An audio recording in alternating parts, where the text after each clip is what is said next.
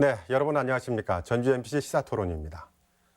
새만금 기본계획이 7년 만에 바뀌었습니다. 공개된 변경안에 따르면 오는 2050년까지 새만금을 그린 뉴딜과 신산업 중심지로 개발하겠다는 건데요.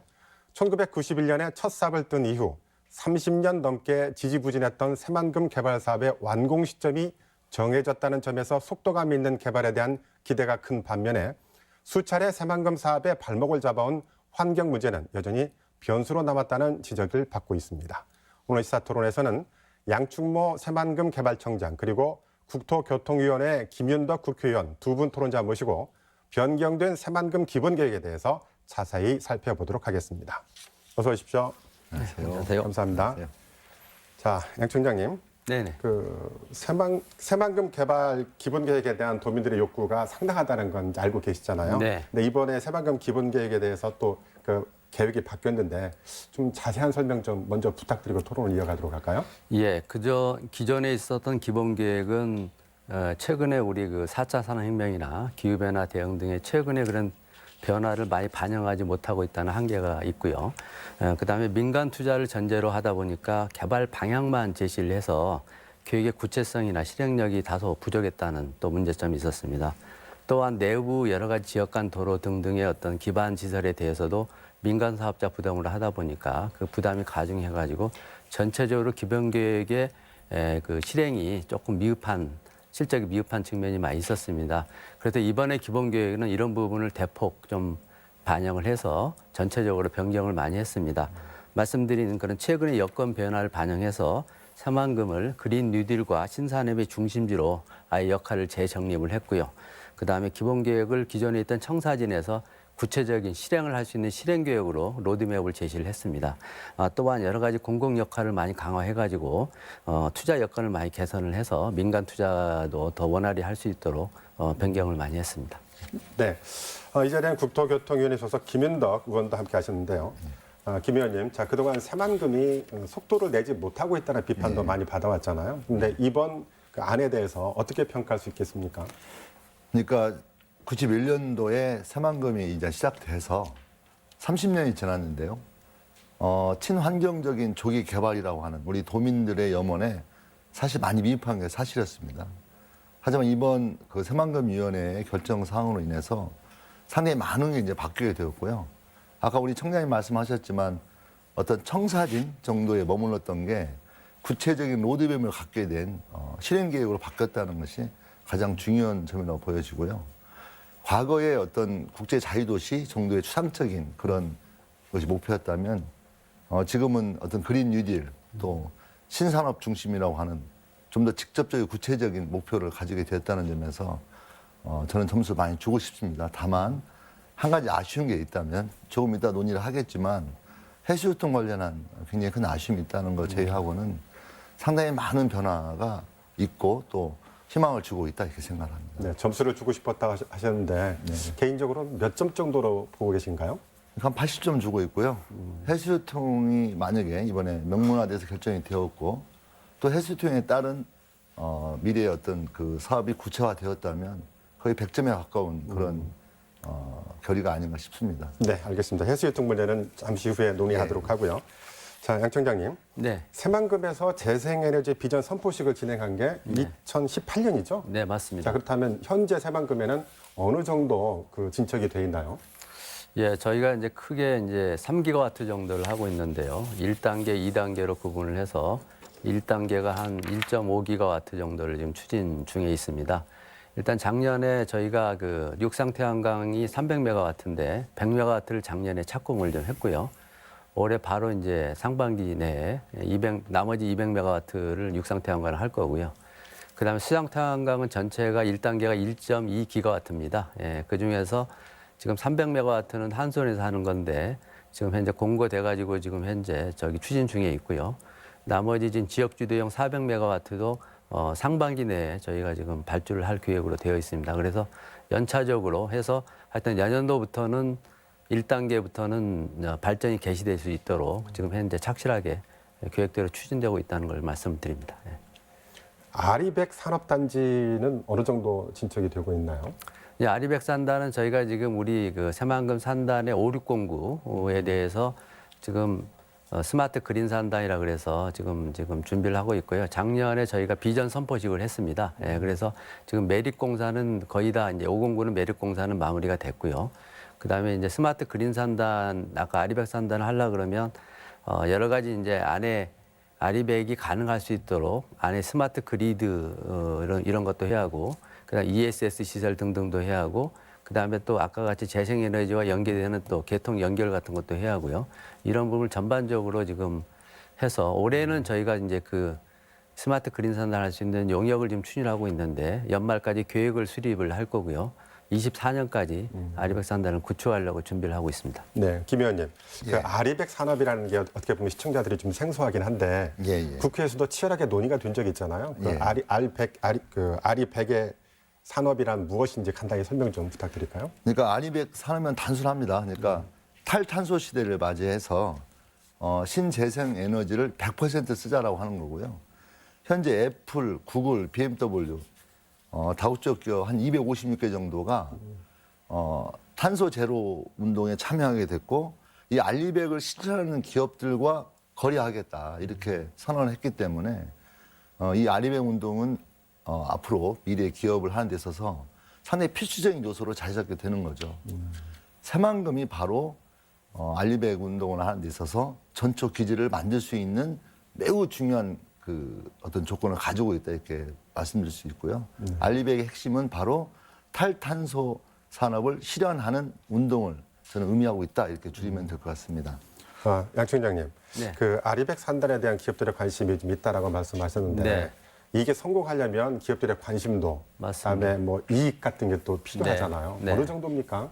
새만금에 대한 반응은? 예, 지금 이제 작년에 이제 SK가 이제 2조 원 투자 프로젝트를 발표를 한 부분이 이제 아리백 산단도 어느 정도 염두에 두고 투자를 결정한 걸로 저는 알고 있습니다. 그래서 일단 SK가 계열사 7개 계열사들이 아리백 가입을 선언을 했고요. 그 다음에 최근에도 이제 저희가 이제 아리백 산단을 구축한다고 하니까 이제 몇 개의 기업들이 계속적으로 투자 협의를 진행 중에 있습니다. 이제 아리백은 이제 아까 이제 의원님 말씀하신 대로 아리백 캠페인에 앞으로 이제 가입을 해야 되지 그 아리백 캠페인에 가입한 기업뿐만이 아니고 그 아리백 가입에 캠페인 기업들의 참여 업체들까지도 그 아리백 캠페인에 가입을 요구를 하고 있는 상황이기 때문에 우리나라의 여러 가지 IT 기업들 그런 글로벌 기업들에 대해서 납품을 하고 있는 우리나라 여러 가지 IT 기업들도 필수적으로 여기는 가입을 해야 하는 그런 상황이 됩니다. 그래서 저희 새만금청에서는 지금 우리나라의 아리백위원회가 한국 아리백위원회가 지금 한국 사무소가 있습니다. 그래서 아리백위원회하고 이걸 전체적으로 주관하는 게 영국에 있는 더 클라이미트 클럽입니다. 그룹입니다. 그래서 이 세 개 기관끼리 해가지고 지금 우리나라에서 아리백을 가입하고자 하는 기업들과 그 다음에 또 글로벌 그런 기업들 중에서도 한국에 또 진출한 기업들이 있습니다. 아리백 캠페인에 가입한 기업들 이런 부분과 같이 해가지고 좀 업무 협약 같은 것도 체결해서 그쪽을 많이 새만금 산업단지로 좀 많이 유치를 노력을 하고자 합니다. 이제 그렇게 하려 그러면은 여러 가지 좀 인센티브가 많이 필요합니다. 아무래도 아리백을 가입하려 그러면은 재생에너지를 공급하는 에너지, 전기 가격이 일반 공급 가격보다 굉장히 비쌉니다. 그래서 그런 부분을 어느 정도를 좀 많이 내려줘야 하는 것이 있어서 그런 부분들을 지금 이제 중부처인 산업부랑 많이 협의가 좀 많이 필요한 상황이고요. 또한 여러 가지 뭐 우리 지금 의원님께서 많이 노력하고 계십니다만 투자진흥지구랄지 아니면 장기 임대 산단이랄지 임대 용지랄지 이런 부분에 좀 인센티브도 같이 병행해서 이루어져야 한다고 생각을 합니다. 김 의원님, 그 새만금 신재생에너지 가운데 핵심이 하나가 또 수소 산업이잖아요. 네. 자, 그런데 전주도 그렇고 완주도 그렇고 시범도시로 운영이 돼 있지만 다른 지역도 수소를 선점하다는 움직임이 활발하고 있어요. 이런 지역과 새만금은 어떤 차별점이 있는 건가요? 그러니까 이제 울산, 안산에서 수소산업을 추진하고 있거든요. 네, 근데 울산에서 추진하고 있는 그 핵심이 바로 그레이 수소입니다. 그레이 수소. 예. 네. 수소하면 그레이 수소가 있고 또 그린 수소가 있는데요. 그레이 수소는 이 화석 연료를 이렇게 태우는 과정에서 이게 파생되는 수소이기 때문에 실제 지금 현재 많이 진행되고 있고 또 생산성이 좋죠. 그리고 단가 면에서 유리하고 그렇지만 미래 지향적이지 않다는 겁니다. 결국 친환경적이지 못한 그런 걸 가지고 있기 때문에 미래적으로는 어떤 그린 수소, 그러니까 물을 전기로 분해해서 나오는 수소를 통해서 산업에 이용하는 거기 때문에 저는 미래에는 반드시 이 그린 수소로 대체될 거다라는 확신이 있고요. 다만 지금은 여러 가지 기술적으로 문제가 있기 때문에 단가가 비싼 약점이 있는 거죠. 그래서 국가적으로 수산을 발전시키기 위해서는 그린 수소로 나가야 되고 또 그린 수소의 약점을 보완할 수 있는 국가 차원의 투자가 반드시 선행되어야 된다. 그랬을 때 새만금에 있는 신재생에너지 핵심인 이 수소는 그린 수소 산업이라고 보면 된다고 생각하고 있습니다. 그러니까 결론적으로 얘기하면 다른 지역은 석유 제품의 부산물인 수소를 가지고 활용을 하는 거고 새만금 지역은 정말 순수한 의미의 재생에너지로 수소를 활용한다. 예. 그런 특징이 있다는 것이잖아요. 네, 알겠습니다. 자, 이번에는 새만금 권역별 개발 계획에 대해서 좀 자세히 알아보도록 할게요.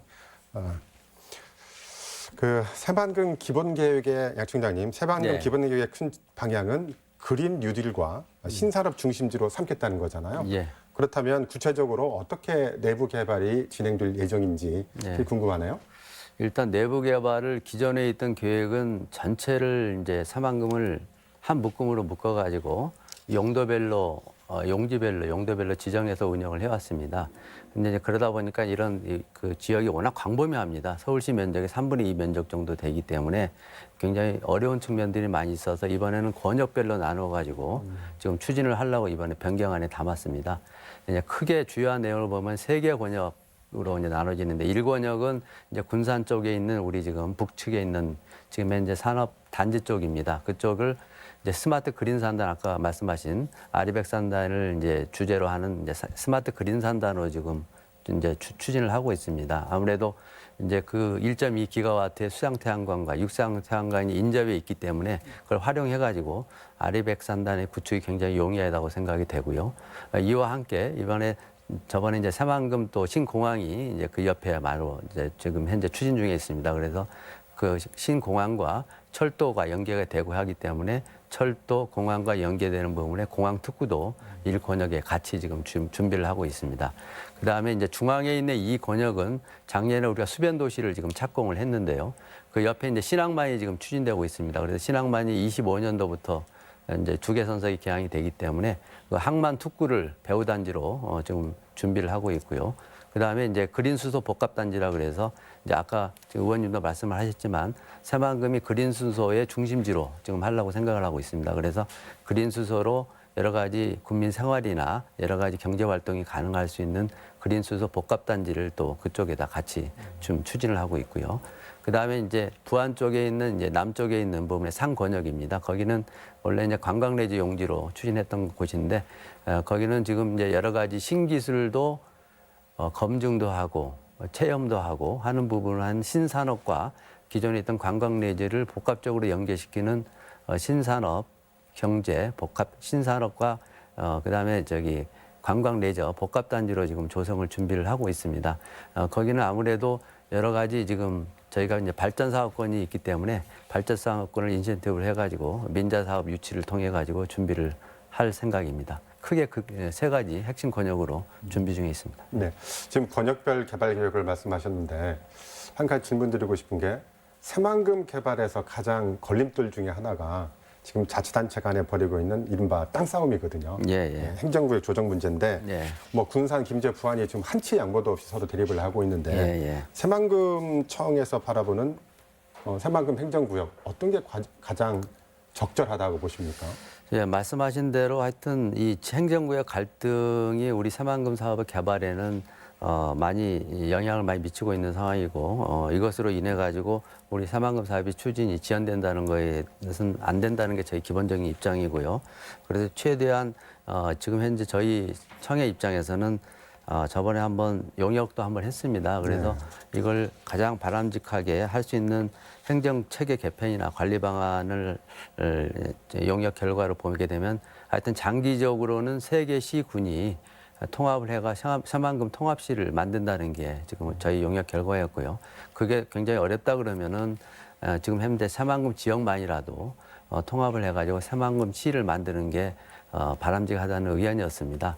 근데 이제 그렇게 하려 그러면 아무래도 3개 시군의 동의가 필요합니다. 그런데 지금 3개 시군의 동의가 지금 현재 입장에서는 조금 반대하는 시군도 있고 그래서 현실적으로 단기적으로는 좀 어려운 측면이 있어서 중장기적으로 이렇게 추진을 하되 단기적으로는 계속 갈등 때문에 아까 지연이 되지는 않기 위해서는 저희 생각에는 지금 세종시처럼 새만금 지역에 대해서는 시군을 두지 않는 그러면서 도에서 직접적으로 관할하는 이런 식으로 하는 방안이 어떻겠느냐 하는 게 저희 청의 지금 현재의 생각입니다. 네, 김 의원님. 예. 국회의 주요 임무 가운데 하나가 또 갈등 조정 역할이잖아요. 예, 예. 김 의원께서 어떻게 보십니까? 저는 이제 이렇게 생각을 합니다. 현재 새만금에 대한 자치단체 간의 갈등 문제를 이렇게 갈등이다라고 꼭 보기보다는 각각 그 지역의 어떤 요구 또 이익을 지키기 위한 노력이다. 저는 어쩌면 해당 그 시군의 그 단체장들은 당연한 노력이 아닌가 싶습니다. 그래서 각각의 자치단체의 요구가 어떤 또 그 이익을 지키기 위한 노력들이 충돌하는 과정에서 저는 갈등이 생기고 있다고 보고 있기 때문에요. 저는 그런 내용들이 좀 더 구체적으로 좀 내용들을 좀 조사하는 게 필요하다고 생각합니다. 그래서 군사는 군사대로 또 김제는 김제대로 부하는 부하대로의 각각의 이유가 무엇이 있고 또 어떤 점에서 이익을 관찰하는지가 잘 파악이 된다면 저는 그런 내용들을 조정하고 대안을 모색하는 과정이 저는 그 각 시군의 주민들과 소통하는 과정을 거쳤으면 좋겠고요. 저는 그 소통 과정에서 각 그 시군별로 싸울 게 아니라 뭔가 우리 청에서 말씀하신 것처럼 통합한다면 또 그 방향이 정말 우리 모두가 승리할 수 있는 그런 길이다 이렇게 판단이 된다면 저는 통합으로도 갈 수 있다고 생각을 하거든요. 그래서 뭔가 이렇게 시군 간의 갈등으로만 바라보지 않고 그런 그 이면에 있는 내용들을 좀 더 구체화시키고 또 주민들과 소통하는 과정을 겪으면서 상당히 전향적으로 노력한다면 저는 중장기적으로 새만금 시라고 하는 목표를 향해서 갈 수 있지 않을까. 그래서 제 개인적인 의견을 좀 전제한다면 저는 통합되는 방향으로 가는 게 바람직하다고 생각하고 있고요. 그런 내용들을 준비하는 게 중요하겠다 이렇게 생각합니다. 네, 약 총장님. 그 내부 개발을 가속화시키기 위해서는 뭐 내부 도로 등 기반 시설도 구축이 돼야 되잖아요. 근데 이번에 기본계획 변경 사항을 좀 자세히 뜯어보니까 공공의 역할을 강화한다라는 내용이 포함이 돼 있더라고요. 그렇다면 기반 시설 구축에 공공 투자가 어떻게 역할을 해 나간다는 건가요? 예. 기존에 저희가 기본 계획에는 이제 크게 전체 새만금을 하나로 묶어서 전체적으로 하나의 사업자가 개발한다고 생각을 하고 내부 사업 시행자가 내부 간선도로 같은 것은 이제 민간 사업 시행자가 다 부담하는 걸로 그렇게 했었습니다. 근데 지금 현재 그러다 보니까 이게 실질적으로는 굉장히 광대한 면적이기 때문에 용지별로 다 구분돼서 시행 주체도 다르고 시기도 다 다른 이런 상황이어서 그런 부분에 내부 간선도 실질적으로 성격으로 보면은 광역도로급의 성격에 해당이 됩니다. 그래서 그런 분야를 이번에는 재정으로 좀 전환을 하는 것으로 이번에 변경을 했고요. 그 관련되는 가장 큰 부분이 이제 그 수변도시와 이권역에 있는 수변도시와 상권역에 있는 관광 내주 용지와 연결하는 내부 간선도로 구간입니다. 그 부분에 대해서는 우선적으로 재정으로 전환하는 걸 해서 곧 이제 예타 지금 신청을 했고요. 과연 이제 그 예타를 추진하려고 지금 생각을 하고 있고요. 그 다음에 이제 또 공공 분야는 아까 말씀을 좀 드렸습니다만은 조금 주도적으로 공공주도는 정부가 하는 것도 있지만 공기업이 하는 것도 있습니다. 그래서 새만금 공사가 이미 지금 설립이 돼가지고 추진하고 있고요. 수자원공사가 또 같이 들어와가지고 아까 그린수도 복합단지나 그다음에 항만특구 같은 경우는 이제 수자원공사도 같이 연계해서 하고요. 또 새만금 내에 있는 상수관로 이런 분야도 이제 수자원공사가 역할을 좀 해주기로 그렇게 했습니다. 예. 그 궁금한 게요. 새만금 개발 계획이 나오면서 과연 새만금 매립은 어느 정도 돼 있을까 하는 생각을 하는 분들이 있거든요. 어느 정도 진척이 돼 있습니까? 지금 현재 저희가 전체 계획 대비는 지금 현재 2% 20년 말 기준으로요. 한 43% 정도 그 정도 돼 있는데 대부분이 이제 농생명 용지가 제일 많이 매립이 됐습니다. 전체 한 83% 정도 높은 이제 진행률을 보이고 있는데 이제 민간 투자가 많이 필요했던 관광 내지 용지나 산업 연구 용지 등등은 좀 다소 저조한 이런 상황입니다. 하여튼 이것을 좀 좀 속도감 있게 하기 위해서 저희가 이제 새만금 개발 공사를 설립해서 지금 운영을 하고 있고요.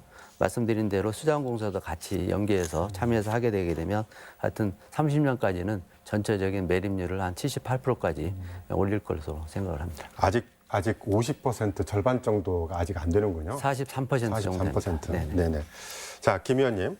예. 김 의원님께서는 2023년에 열리는 잼버리 대회 예. 공동 준비위원장 맡고 계시죠? 예, 예. 네, 그래서 새만금의 도로나 항공 이런 인프라에 대한 관심이 또 남다를 것 같은데 예. 새만금 도로 등 인프라 구축 상황이 어떻게 진행되고 있는지 혹시 파악하신 게 있으십니까? 예.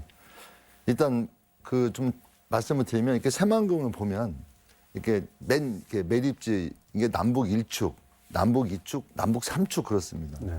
그리고 이제 동서 1축, 2축, 3축 그런 거거든요. 격자무늬로 가는 거죠. 그렇죠. 근데 네. 우리 청의 말씀처럼 근데 이렇게 그러면 이 도로가 이렇게 나는데 이 가운데를 넘나드는 이렇게 이런 도로들이 민간으로 하게 돼 있던 걸 재정으로 전환시켜 주는 거죠. 너무 멀지 않아요. 땅이 굉장히 큰 땅에서 그래서 이번에는 이 세부적인 그런 간선 도로를 국가 재정 사업으로 돌렸다는 데 큰 의미가 있고요. 또 과거에 남북 1축, 2축, 3축, 동서 이 3축이 재정 사업으로 진행이 되고 있었던 현황은 지금 현재 공항 문제는 2030년까지 거의 뭐 될 수 있는 폭으로 지금 가고 있고 특히 이번에 가덕도 신공항이 논쟁이 되면서 혹시나 우리 새만금 공항이 영향을 받지 않을까 싶어서 그것도 다시 한번 이번 장관에게 못을 박았거든요. 그래서 새만금 신공항 문제 또 새만금 항만 문제도 현재 차질로 진행되고 있고요.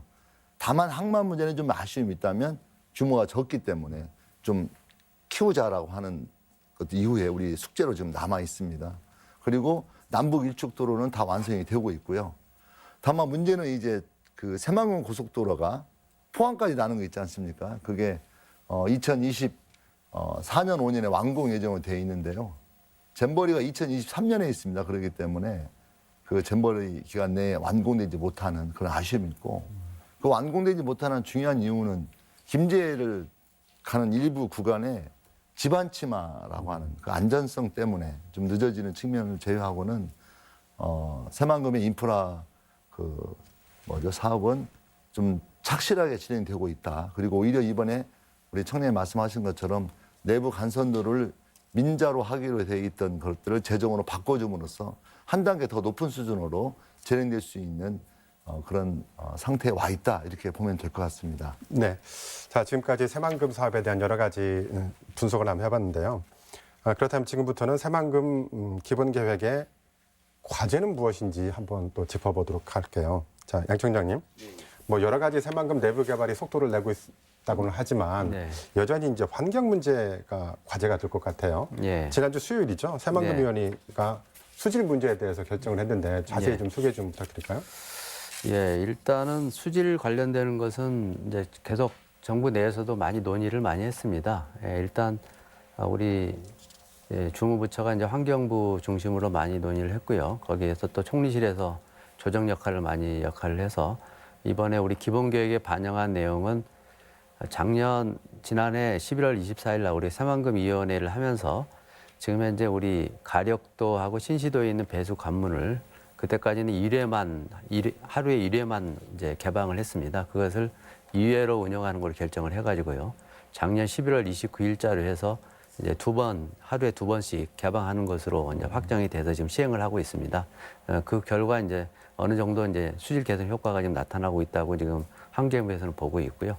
이제 그런 부분의 배수 관문 개방 확대한 부분과 그다음에 이번에 환경부가 또 이 후속적인 부분의 수질 개선, 단기 수질 개선 대책을 곧 발표를 합니다.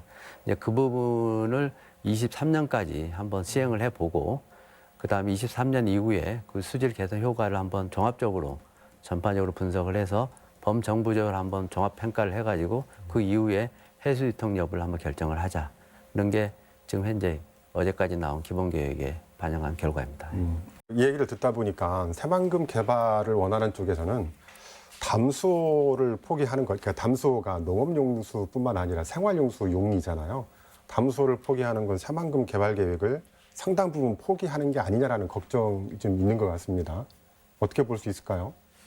그래서 새만금 저희가 그 관련돼서는 크게 저기는 아니라고 생각합니다. 이게 저희가 제일 우려했던 것은 해수 유통이 되게 되면 지금 현재 우리 지금 새만금호를 이제 해수면에 비해서 마이너스 1.5m로 관리를 유지를 하고 있습니다. 여러 가지 홍수랄지 여러 가지 이런 걸 대비해서 저희가 새만금 개발 초창기부터 1.5m, 마이너스 1.5m를 유지를 하고 있고요. 그다음에 안에 있는 내부 간선도로랄지 인프라, 그다음에 단지 구축, 용지 구축도 다 거기에 맞춰가지고 지금 개발이 되고 있는 상황이고, 그래서 새만금청 입장에서 봤을 때는 해수 유통이 광범위하게 이루어졌을 경우에 과연 마이너스 1.5m 관리 수위가 유지될 것이냐 하는 부분이 제일 우려스러운 부분이고요. 저희는 조금 개발이 해수 유통이 어느 정도 확대가 되더라도 마이너스 1.5m 유지는 꼭 필요하다고 저희는 생각을 합니다. 이제 그런 측면에서 저희는 이제 청해 입장에서는 새만금 사업을 개발하는데 해수 유통이 어떻게 미치는 영향이 어느 정도이냐 이런 부분에 주로 중점을 많이 두고 있고요. 나머지 이제 전체적으로 용수의 수질과 관련되는 수질은 저희가 그거 이제 수변 도시도 개발하고 또 나중에 해양 레저 활성화도 해야 하기 때문에 어느 정도 목표 수질은 또 달성을 해야 하는 이런 측면이 있습니다. 그 정도가 저희 이제 새만금청의 주요 관심 사항이고요. 나머지 아까 이제 농업용수라든지 이런 분야는 이제 농림부나 전체적인 수질 관련되는 건 이제 환경부 쪽에서 전체로 관장하고 있습니다. 그 수변 도시도 담수 없이 해수 유통만으로도 가능은 한가요? 그러니까 수변 도시가 어느 정도 그 이제 물 중심 도시로 저희가 지금 구상을 하고 개발하고 있기 때문에 주변에 있는 수변 도시 근처에 있는 주변에 있는 부분의 수질이 어느 정도 등급 이상의 수질이 유지가 돼야지 수변 도시로의 역할을 다 하는 거거든요. 그런 측면에서 수질을 말씀드립니다. 네. 자, 김 의원님, 해수 유통에 대해서는 찬성 입장이신데 네. 해수 유통이 되면은 사실 그 내부에 있는 시설들에 대한 재설계도 필요할 수도 있다라는 또 걱정이 있는 것 같아요. 네. 그리고 담수를 포기한 것은 새만금 개발을 어느 정도 포기한 거나 마찬가지다는 아까 질문을 제가 드렸는데 똑같은 질문을 한번 드려볼게요. 어떻게 생각하십니까? 그러니까 담수호를 포기하는 것은 담수호라고 하는 것은 핵심적인 과업이 농업용수 확보하는 거거든요. 그게 이제 해소가 되면서 이미 어떤 아까 말한 농업용수 또 생활용수라고 하는 그 필요성들의 비중이 없어진 거죠. 그다음에 이 문제는 뭐냐면 이 새만금의 수질을 어떻게 상향시켜서 수질을 더 좋게 하느냐가 매우 중요한 문제로 되는데 아까 마이너스 1.5로 관리하는 측면이 존재한다는 거죠. 근데 현재 상태에서는 이 그 해수유통이 이렇게 변화가 되는 물의 폭이라고 하는 게 그게 소량이라는 겁니다. 그랬을 때 새로운 대안을 모색할 수 있는 그 기점이 해수유통이 된다는 그 전제가 된다는 거죠. 해수 유통을 해도 마이너스 1.5m에 큰 영향을 주지 않을 것이다. 주지 않는다. 그리고 오히려 그런데 좀 문제가 있다면 조력발전소 같은 새로운 형태를 하자라는 거죠. 그렇다면 조력발전소 하게 될 경우에는 이 조절 폭이 더 확대되면서 이 그 소위 말하는 그 술 속까지도 더 이렇게 수질이 더 좋아진 효과를 가져올 수 있다는 거죠. 그런 것들이 실제 다른 산업, 수산업 또 갯벌 또 관광업에 미치는 영향들을 저는 조사하고 고민하는 기간을 가져야 한다는 겁니다. 이게 2023년에 가서 해보니까 수질에 별 변화가 없다.